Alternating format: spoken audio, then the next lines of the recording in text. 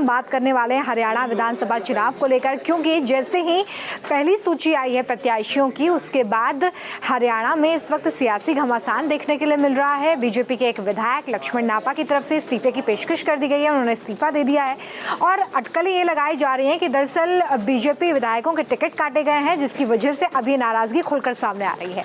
कई महत्वपूर्ण सवाल हैं जिस पर आज हम बात करने वाले हैं। सबसे पहला सवाल तो यही है कि ये जो नाराजगी है ये बीजेपी पर कितना भारी पड़ने वाली है, और जो सियासी जमीन इस वक्त हरियाणा में बीजेपी की मजबूत है, क्या उस पर कोई बड़ा असर देखने के लिए मिला है। लेकिन उससे पहले जो सूची है उसको लेकर बात करते हैं। 67 उम्मीदवारों की जो सूची है ये बीजेपी की तरफ से जारी की गई है। 90 विधानसभा सीटें हैं हरियाणा में और 5 अक्टूबर को यहाँ पर वोटिंग होनी है, यानी कि आप ये समझिए कि लगभग 1 महीना बचा हुआ है वोटिंग में और 8 अक्टूबर को नतीजे सामने आएंगे।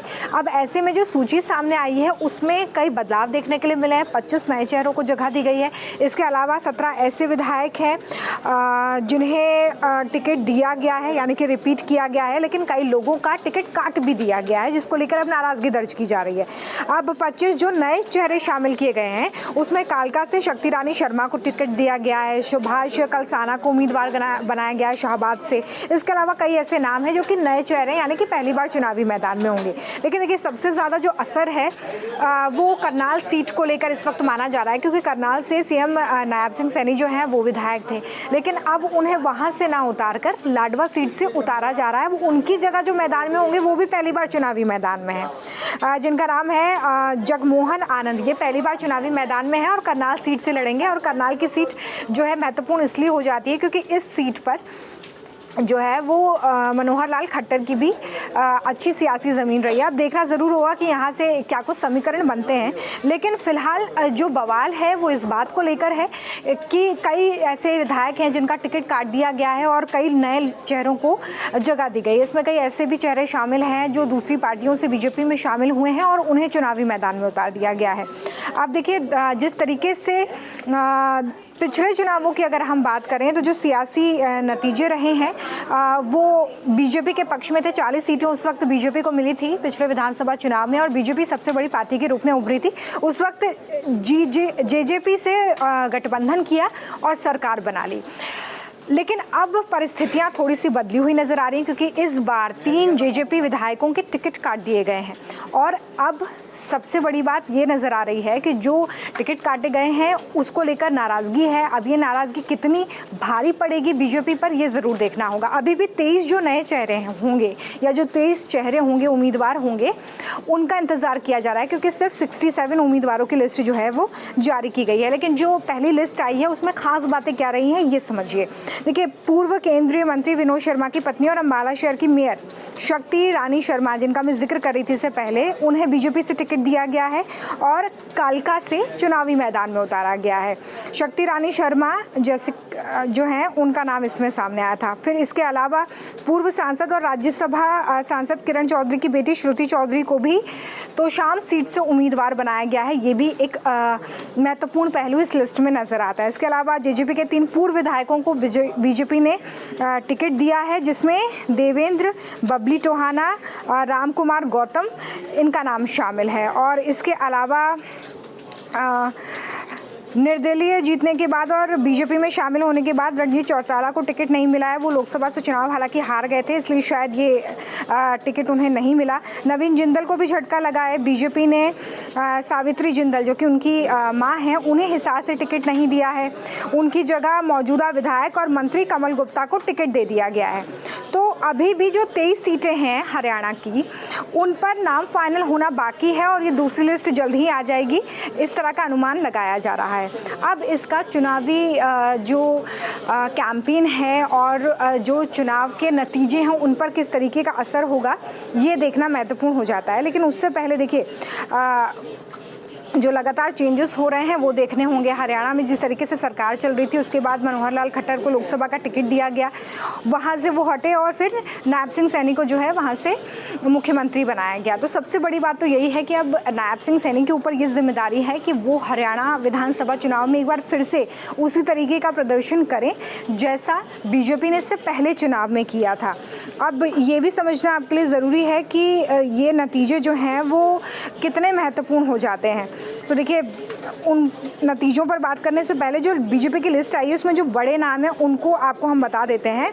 लाडवा सीट से नायब सिंह सैनी जो कि मुख्यमंत्री हैं सूबे के, वो चुनाव लड़ेंगे। इसके अलावा अनिल विज जो कि हरियाणा के गृह मंत्री हैं, अम्बाला कैंट से चुनावी मैदान में हैं। कालका से शक्ति रानी शर्मा होंगी, अटेली से आरती सिंह राव और सोहना से तेजपाल तंवर, इन्हें टिकट दिया गया है। तो ये तमाम नाम जो हैं वो इस लिस्ट में नज़र आते हैं।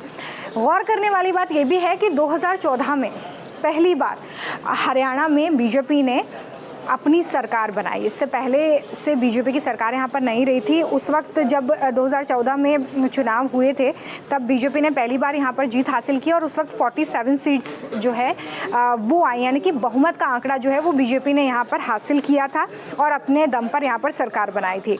तब INLD के पास 19 सीटें थी और कांग्रेस के पास 15 सीटें थी, यानी कि INLD दूसरे नंबर पर और कांग्रेस तीसरे नंबर पर थी। लेकिन 2019 में एक बार फिर से हरियाणा में जब विधानसभा चुनाव हुए तो वहाँ पर एक अलग तस्वीर निकलकर सामने आई। उस वक्त बीजेपी 40 सीटों के साथ सामने आई, सबसे बड़ी पार्टी बनी।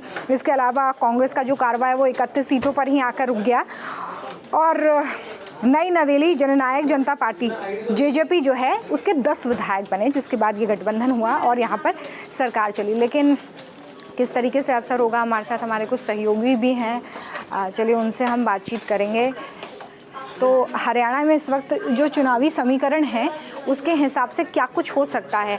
मोहित हमारे साथ यहाँ पर है। मोहित, हरियाणा में विधानसभा चुनाव को लेकर पहली सूची जारी कर दी गई है कि बहुत बवाल हो रहा है इस वक्त। बवाल और बढ़ सकता है तो नुकसान भी हो सकता है। बिल्कुल, देखिए इस समय हरियाणा में ख़ास तौर पर भारतीय जनता पार्टी के सामने कई सारी मुसीबतें हैं। एक तरफ ये जो लिस्ट थी वो पहले तो लगभग 30 या 31 तारीख को आनी थी, लेकिन कल जो है 4 तारीख को लिस्ट आई और लिस्ट आने से भी पहले सबसे बड़ी बात ये रही कि खुद मुख्यमंत्री को कल मुख्यमंत्री नायब सिंह सैनी का करनाल से चंडीगढ़ उनको जाना था और उन्हें तत्काल दिल्ली बुलाया गया। तो ख़ास तौर पर ये लिस्ट भाजपा में इस वक्त जो नाराज़गी थी, जो तमाम नेता चेतावनी तक सीधी दे रहे थे कि अगर इस बार हमको टिकट नहीं मिलेगा तो इसका परिणाम हम भी देखने के लिए बिल्कुल लक्ष्मण नापा ने इस्तीफा दिया। बिल्कुल, तमाम नेताओं ने इस्तीफा तो दिया ही दिया। अगर हम बात करें खास तौर पर कुछ स्पेसिफिक नेताओं की, अहिरवाल की अगर हम बात करें तो वहाँ पर राव नरवीर सिंह को भारतीय जनता पार्टी ने इस बार टिकट दे दिया।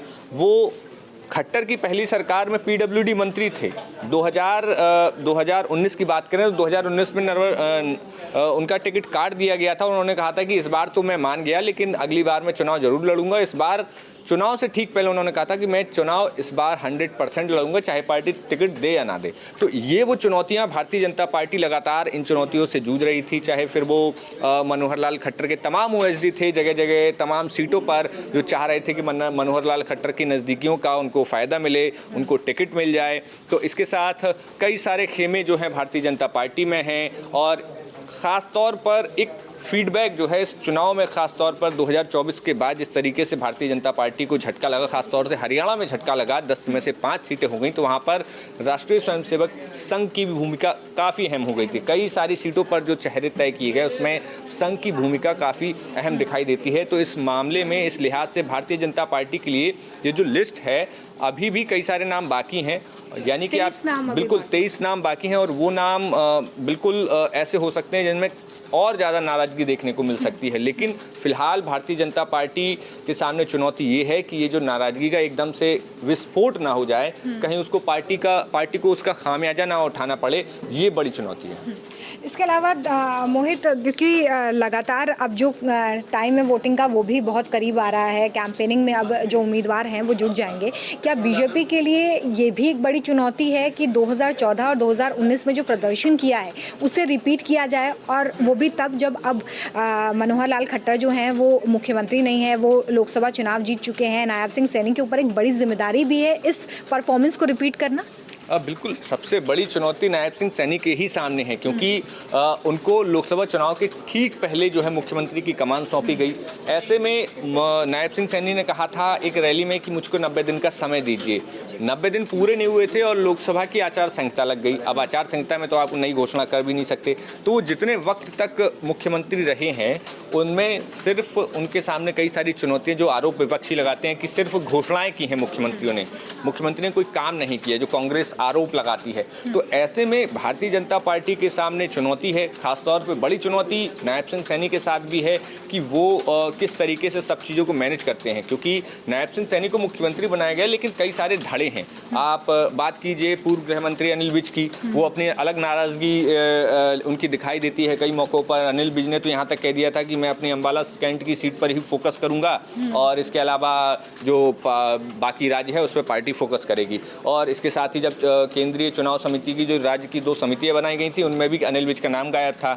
तो ये बड़ी बड़ी जो घटनाएं हुई हैं भारतीय जनता पार्टी हरियाणा में ख़ास तौर पर, तो वो एक तरीके से खेमेबंदी को दिखा रही है और इस खेमेबंदी से भारतीय जनता पार्टी के लिए उबरना बहुत ज़रूरी है और तभी कुछ इस चुनाव में हरियाणा में भारतीय जनता पार्टी मजबूती से करती हुई दिखाई देगी। चलिए, बहुत शुक्रिया मोहित हमारे साथ जुड़ने के लिए। तो देखिए, हरियाणा विधानसभा चुनाव में इस वक्त क्या समीकरण बन रहे हैं, इस पर हम डिस्कस कर रहे थे। रहेगी इस बड़ी खबर पर नज़र। फिलहाल बहुत शुक्रिया हमारे साथ इस लाइव में जुड़ने के लिए।